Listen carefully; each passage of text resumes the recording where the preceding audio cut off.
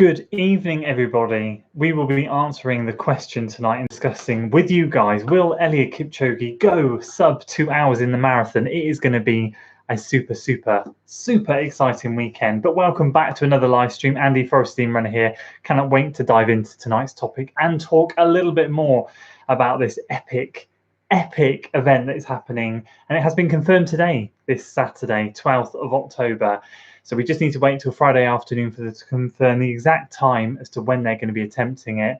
But yes, exciting stuff. So I will let a few of you get into the chat room and we can discuss more. Good evening to everyone who's watching us. Here's a fair few people watching already. So good evening, and please do hit that like button.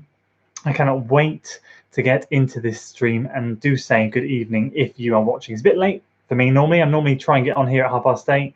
Been a busy old day today, but I'm really enjoying the live streams at the moment. I hope you guys are. I love jumping back on and talking to you all about whatever topics that we decide to talk about. So today, as I said, is all about Eliud Kipchoge. Will he run sub 2 hours in Vienna, Austria this weekend? It's going to be a good one. I cannot wait. Lee, mate, good evening. I hope you are well. Kevin, how are you doing? Good evening, sir. And good evening to everyone else who's watching this on catch up. It's going to be a good one tonight. So basically what I want to do is kind of throw out the topic a little bit as to whether you guys think Mr. Kipchoge is going to break the 2 hour mark, what we think of the event itself. We'll go through a few of the details. And maybe, I think for me, the burning question that I have is why the marathon? You know, the marathon has been a distance that has eluded so many for so long, and it's a very hard craft to master the marathon. I think a lot of us, as we get better at running, tend to master the 5k, 10k, half marathon, 20-mile distance, but the marathon seems to be something that we all tend to struggle with at first, unless you're one of those lucky people that is just truly gifted at that long distance. And of course, it's pretty epic and special to watch someone breaking such barriers. But of course, questions go out there. Why aren't we seeing massive barriers broken for the half marathon? All of this we'll get into tonight. Alan, good evening. I cannot wait. So for those of you who are watching, and for those of you, I'm sure you all do know, but INEOS 195 do have their own YouTube channel. So they will be live streaming the event. It's going to be great. So we'll all be able to watch it. It's not restricted in terms of pay-per-view or anything like that. We are going to be hopefully watching history made on Saturday. So it's going to be local time for Austria. As I said, time to be determined leading up to Friday afternoon. That's the only thing they are left to confirm. But as far as Saturday looks, weather conditions are optimal. So without further ado, let's dive into the topic. Let's go through a few stats. And before we do, my question to you, will it happen? Yes or no? Simply yes or no, and why do you think it happened? Let's have some predicted times. What do you guys think? Who are you watching now? For those of you who are watching, drop a yes or no in the chat and what your predicted time is going to be. I know there have been a lot of positive yeses. Is there anyone that's skeptical that it won't happen? Be interested to hear your thoughts. And of course, the burning question for me is the last time they attempted this, they had 3 runners. This time they only have Mr. Kipchoge. They don't have anyone else. Is that the right thing? Is that the wrong thing? I know he is obviously the godfather at the moment of marathon running, but should he have company, or are the pacemakers going to be enough for him to have company out there and the crowd support that's going to be there? So in terms of technical details, I guess, as said, it's going to be held in Vienna, Austria. It's an out and back course. So it's basically a stretch of road. Then there's a turning, sort of a big roundabout where he'll go around and then back down the straight road. From what I gather, it is simply 2 meters of elevation from end to end of the road. They said it's the straightest, flattest piece of road that they found, and the air quality in the park that they're going to be running it in, they've said, is absolutely fantastic. So it literally should be ideal conditions, and clearly they're expecting a good day Saturday for them to already be announcing it on Wednesday, which is great, because there was a bit of umming and ahhing as to whether it was going to be Saturday, Sunday, or when it was going to be. So it's great that they are able to nail down that date. Of course, I don't know if you guys have been watching the INEOS 159 YouTube channel, but you will have seen lots of their pacemaking interviews with all the people that are excited to be a part of this. And of course, the formations that they've been practicing, the technicalities. I mean, we've all seen this with the last attempt, but obviously they've been fine-tuning things. We have new shoes, of course, the next percent that are going to be used out there. There's so much technology that's gone into this. It's incredible. It's really exciting. And what I really like about it is, of course, from what I gather, I don't think it's going to be able to be an official world record, because obviously it's not on a certified course, shall we say, that's licensed like one of the world majors, just as an example. But it does go to show that you don't have to run an official event to get an incredible time. You can run your own events in your own time and test yourself on time trials, because effectively this is what this is for Eliud, a time trial, to see if he can break it. And of course, if he does, it would be absolutely incredible to then find out what he can do at the next world major. So obviously he's got himself down to 2:01:39, which was so close to being broken by Bekele at Berlin, 2:01:41, of course, only the other weekend. So it's mind-blowing stuff. Soupy Runs, good evening, I hope you're well. If he does do it, I don't think it'll be done by much. 1:59:59.9. Interesting.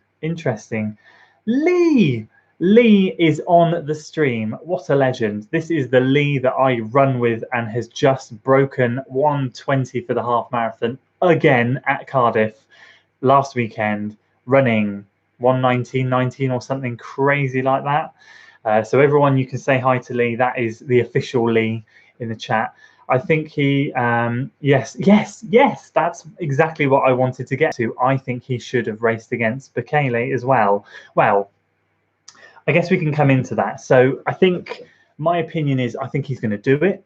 I do think he's going to do it. I have no idea by how much. I'm not willing to put my money where my mouth is and say it. I think it'll be 1:59 something. I don't think he's going to break it by. I agree with Soupy Runs. He won't break it by much, but I think he will do it. But it would be great. It would have been great to see if there are other athletes there. Now, of course, Kenenisa Bekele, who ran an absolute storming race.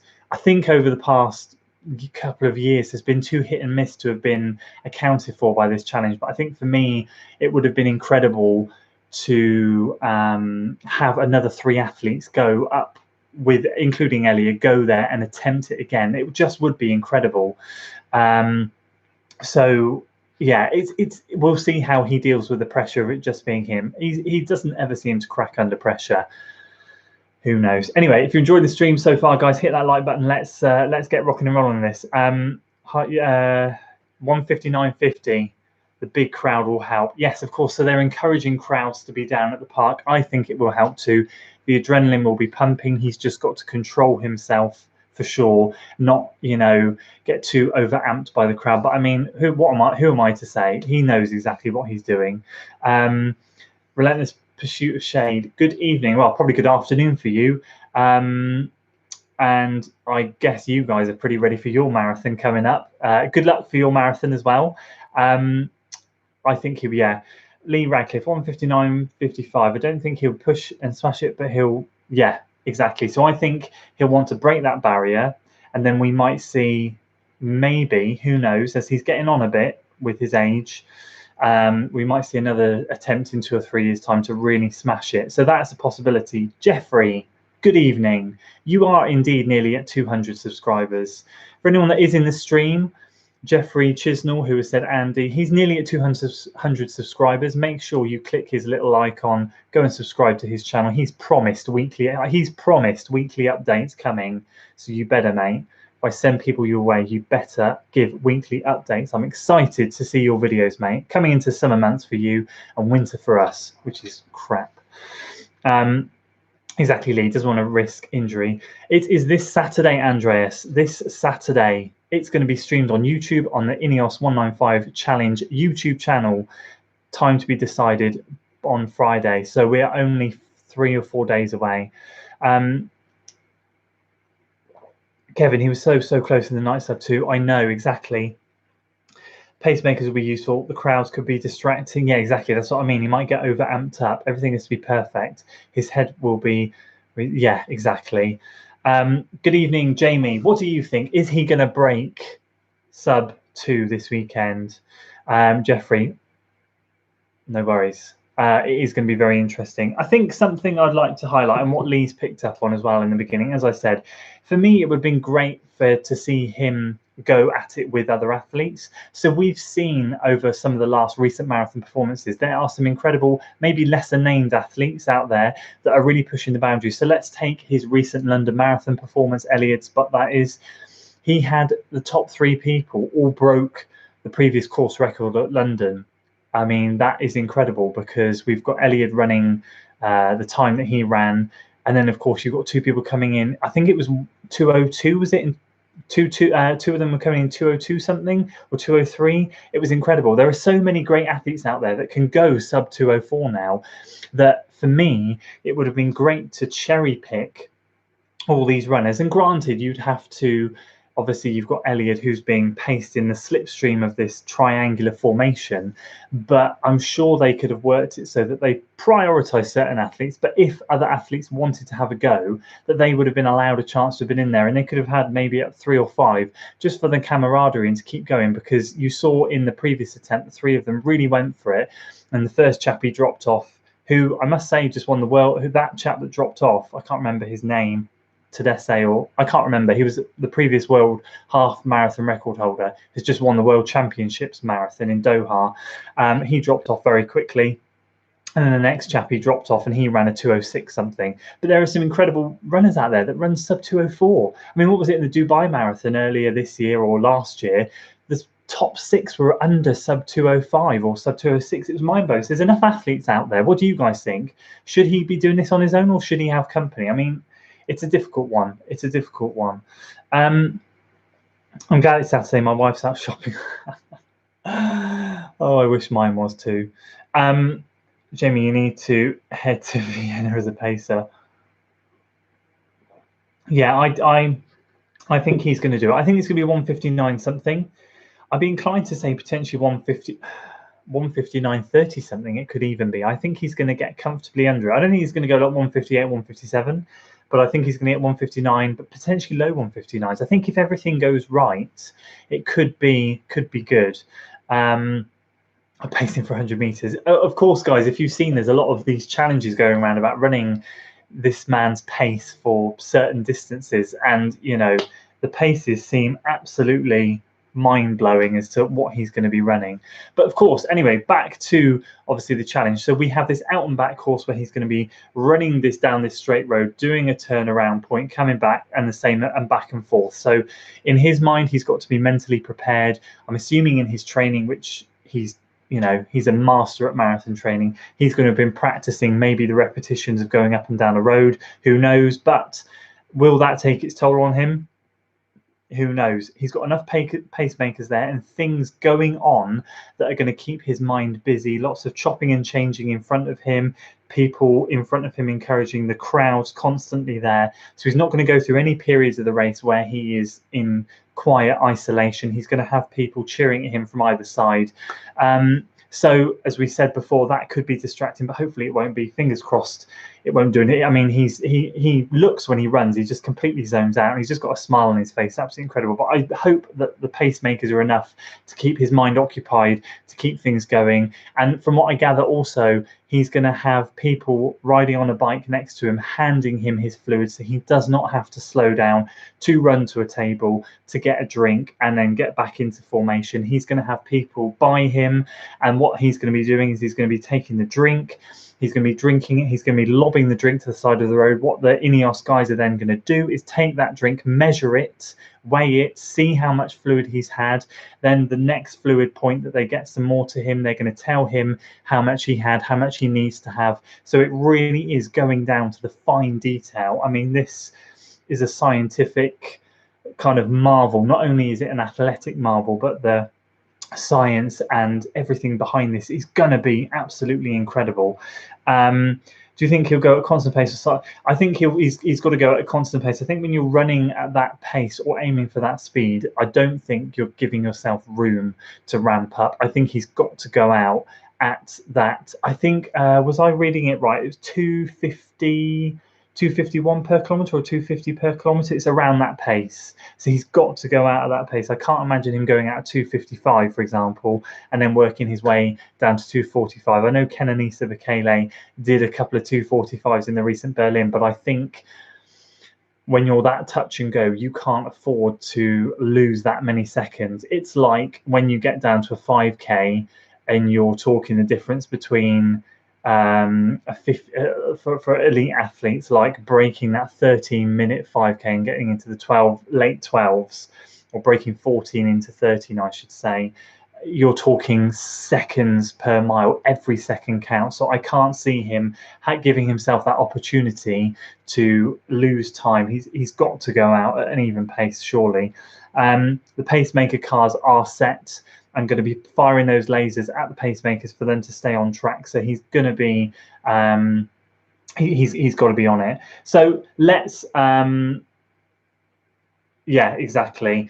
Let's throw out another question to you. So for you guys watching, if you could pick other athletes right now to be with him doing this challenge, who would it be? Obviously, I mean, from recent performances, Bekele looks to be well up there, but I'd love to know your thoughts on if he should be doing it alone, or if it would be great for him to have a challenge. And why do you guys think that the marathon is such, this 2 hour mark is such a big thing? As I said in the intro, a lot of you will have missed it, but I said, why do we as athletes and as the running world make such a big deal out of breaking the 2 hour marathon barrier? Why are we not making a big deal of maybe breaking, I don't know what the half marathon thing is, but why aren't we making a big deal of breaking like 58 in the half marathon, or 58:30, whatever? You know, what is the sub 2 hour marathon, and why is it so significant? Because if you think about it, for someone trying to break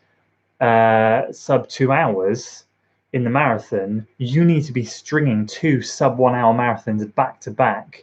Now, if you think about that, and you're working your socks off to run a sub 60-minute half marathon, and you're doing that flat out, there's no way you can do that twice back to back. So you've got to be comfortably in the 58-minute range for a half marathon, surely. So why aren't we seeing more athletes trying to get that 58-minute and try and get that time down, and then work up to the marathon? You know, it's just something that's running through my mind. I appreciate that the sub 2 hour marathon is such an incredible feat, and I'm all for it, and I think it's going to be an incredible day. But I'd also love to see these sorts of events, like we did with Hoka and Jim Walmsley and the other Hoka athletes in the summer, doing the 50-mile challenge, trying to break that world record, which of course they succeeded in. Why aren't we seeing it at other distances? Because naturally, what do we say to people? What do we say to runners when they come to us runners, for advice and say, I've run a load of halves, I'm going to run a marathon? And the standard question is, what sort of time can I expect? And the standard response we give is, what is your current half marathon PB? Because then people tend to go, well, if you take your current half marathon PB, double it and add 10 minutes or add 15 or add 20 minutes, that's roughly what you can expect to achieve. So why aren't we making a more big deal about the half marathon? I'd love to see more of that happening. I'd love to see more. I mean, running as a sport is growing, it's booming, it's flooding the markets of the world. More and more runners year on year. London Marathon ballot places, which we did not get into this year, again for the 5th time in a row. Obviously, there's more and more people entering. Let's hype up. Let's make these big deals about other distances. Just my opinion. I'd love to know your thoughts, of course. Bekele, 100%. Basically, a 2 hour sprint. Yeah, exactly. It is. Yeah, it's got to be the round number thing. I mean, 2 hours is such a massive thing. Okay, here's another question for you. And if you're enjoying the stream, guys, please do hit that like button. I really, really appreciate it. It really does help out the stream. Here's another question for you. If, of course, oh, hold on. Sorry, comments are flying in. It would be better. Yeah, it is a round number. If, of course, he breaks the 2 hour marathon barrier. And this is the key thing here. If he breaks the 2 hour marathon barrier in this controlled environment, what can we expect at the next marathon major that he goes for? Okay, so let's imagine he succeeds. He runs 1:59:30 or whatever it is. He's done it. He's ticked that box. We're at the end of this year. So, A, what's his next major going to be?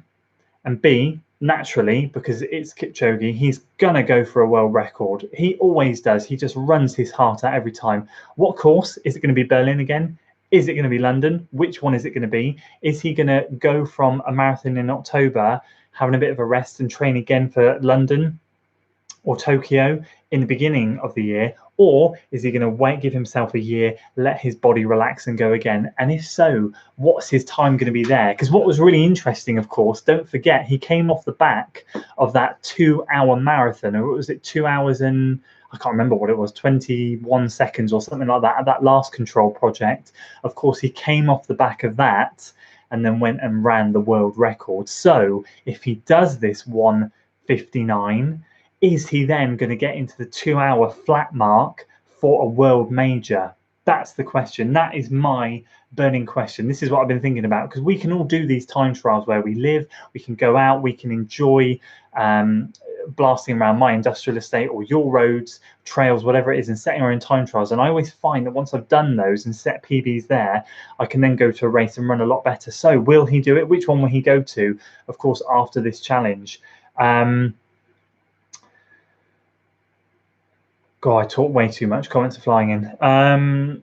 I think it's a round number, like the 4-minute mile mark. Exactly. Once it's done, someone else will do it, like Bekele, and then we'll see a real marathon. Yeah, exactly. So I think my opinion is going to be Berlin, but you know, London, although it's not as flat and fast as Berlin, it's not far off. I know, a bit gutting, but it is what it is. No one's obsessed with the 3. Exactly. Yeah, it's very true. It must be the round number. Daz, you think he will do it? I hope he does too. 1:58. You think he's going to smash it? Not if, when. I think he's capable of 2 hours, 1 minute, plus minus 30 seconds. Good shot. Good shout. Yeah. Yes. See, that's what I'd love. I'd love the next major to make sure Bekele is there. But the problem with Bekele is his inconsistency. I mean, when he's on his game, he, like Berlin, I haven't been so gripped to a race in, like when I did the live stream before Berlin and predicted and gave my prediction that he'd win it and blah, blah, blah, blah, blah, as everyone else did.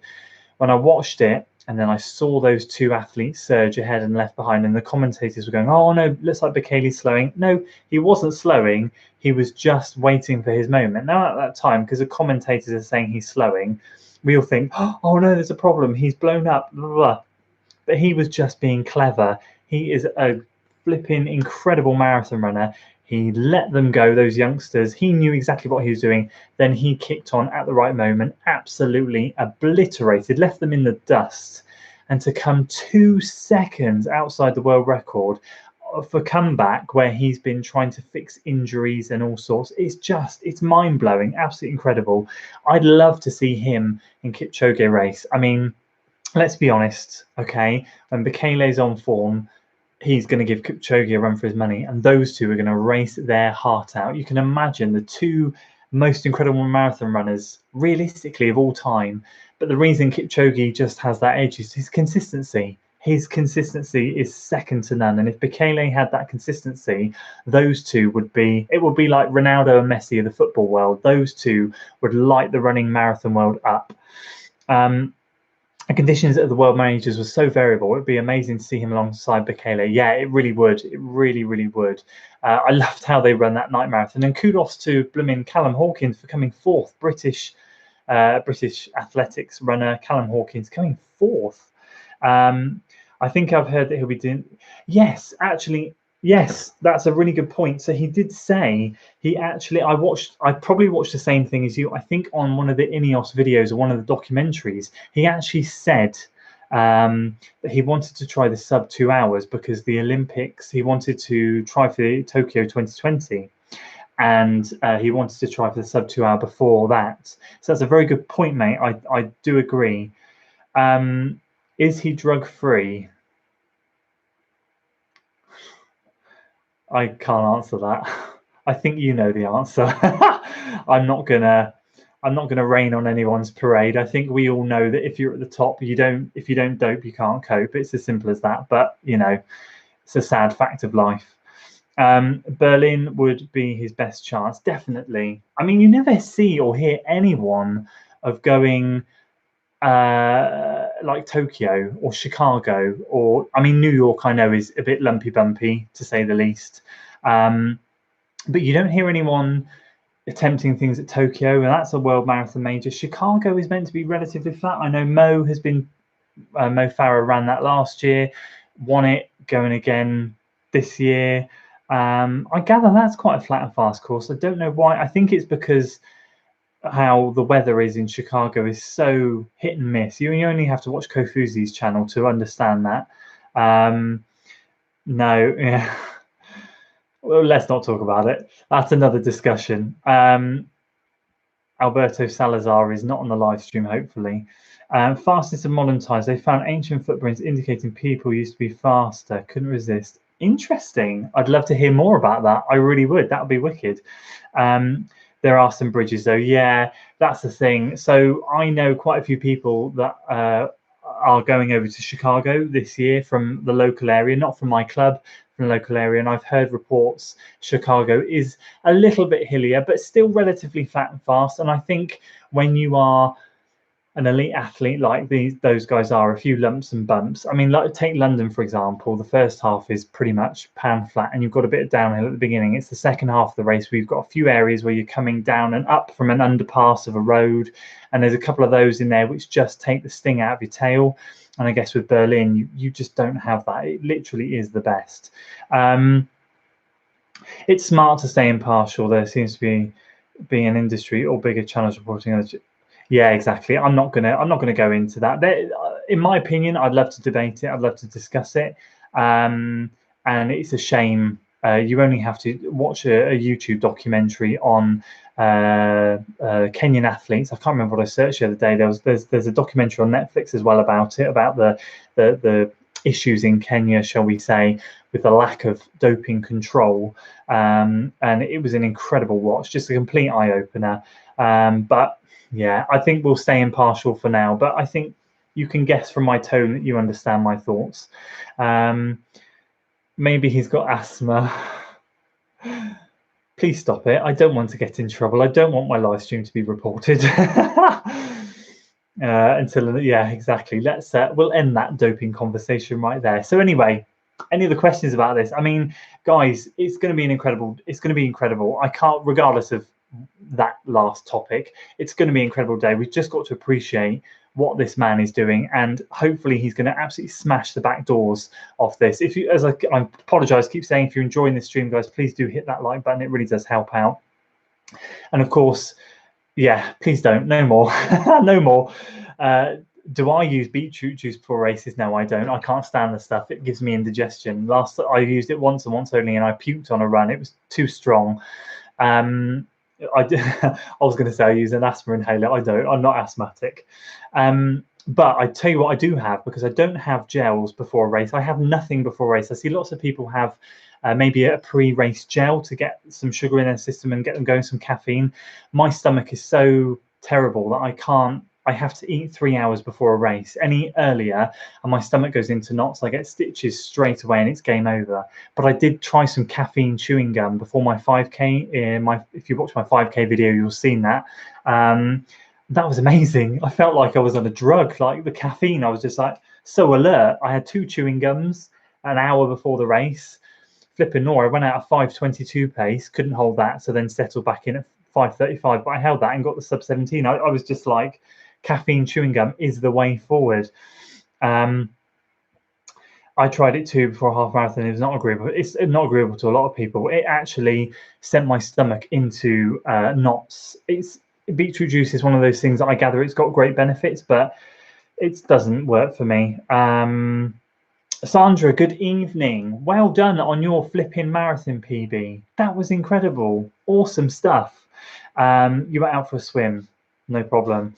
Lee's still watching. So for those of you that are new that have joined, that Lee Kibble, that's my teammate Lee that you see in my videos.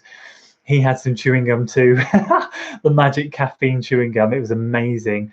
I find when I'm running first thing in the morning without breakfast, I have no issues. Yeah, exactly. I run fasted a lot in the morning. Best time for me to run. No issues, no gut issues.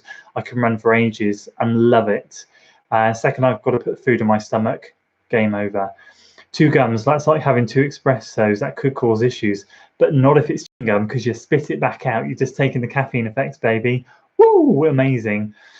Jeffrey, well done, Sandra. Right, guys, should we wrap it up there? Any other questions? Any other predictions? Whack your predictions in there very quickly if you haven't already.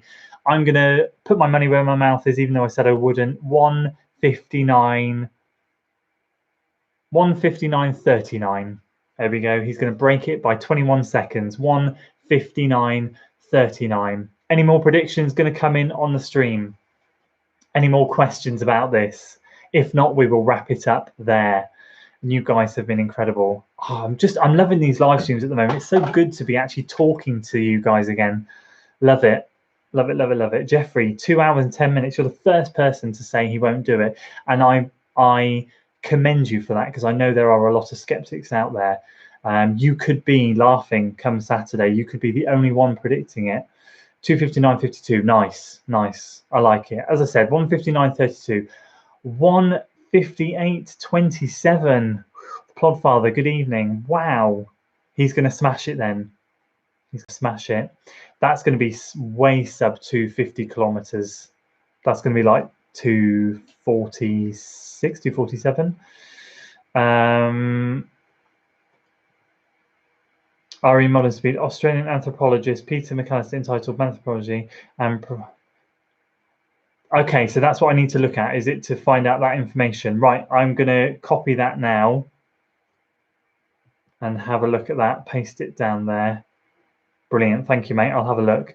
Beat it by 20 seconds, that's 40-second improvement for it. Yeah, I reckon. I do. I reckon he's going to do it. Looking forward to the chat after the attempt.